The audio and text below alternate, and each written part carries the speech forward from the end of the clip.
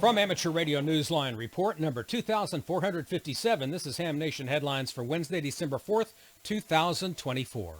Our top story takes us to outer space, where there's a mystery aboard the ISS. Part of the spacecraft continues to be leaking air.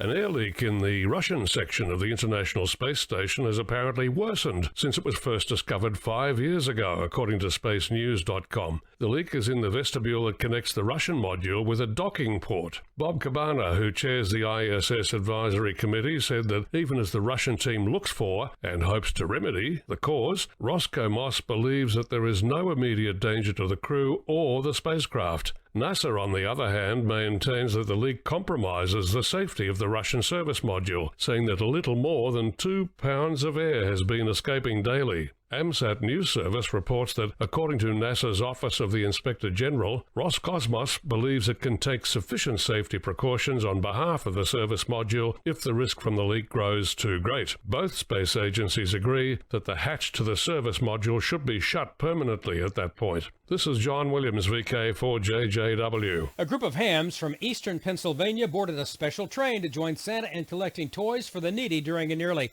5-mile ride through Amish and Mennonite farm country. At the same time, they operated a special event station to promote their charitable mission.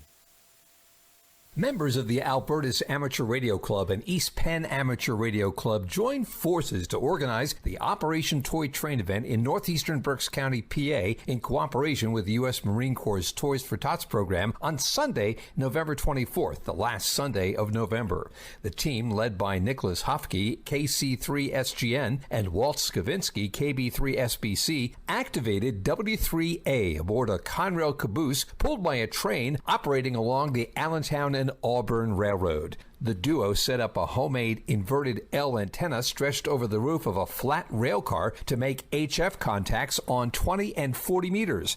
During the 5-hour period, the group collected more than 160 toys at 3 stops along the rail line and made more than 75 contacts using the W3A call, including QSOs with stations across the continental U.S., Puerto Rico, and even Great Britain. Santa was happy with the donations of so many toys brought by those who came out to greet the train and check out the activities of his ham friends. Santa thanked them all and promised he would make sure the toys find homes this Christmas. I'm Mark Abramovich, NT3V, in Kutztown, Pennsylvania. Ham radio clubs and others seeking grants from Amateur Radio Digital Communications will be able to turn to someone new on their staff to assist them in processing their paperwork. Adam Zimmel, W0ZML, has joined Amateur Radio Digital Communications as its Grants and Administrative Associate. The ARDC made the announcement on its website saying that Adam will work to help them handle the grant process and also provide support for some of the other internal operations at the ARDC. He has been on board since late October. Adam has a strong background in cybersecurity and IT policy. ARDC awards grants to qualifying applicants whose projects fit into one of 3 main categories: research and development, education, and the support and development of amateur radio. This is Andy Morrison, K9AWM. And that's all from the Amateur Radio Newsline, your independent source for amateur radio news since 1976 at arnewsline.org.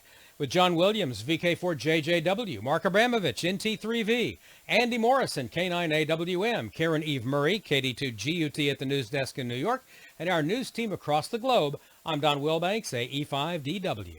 7-3, we'll see you next time here on Ham Nation.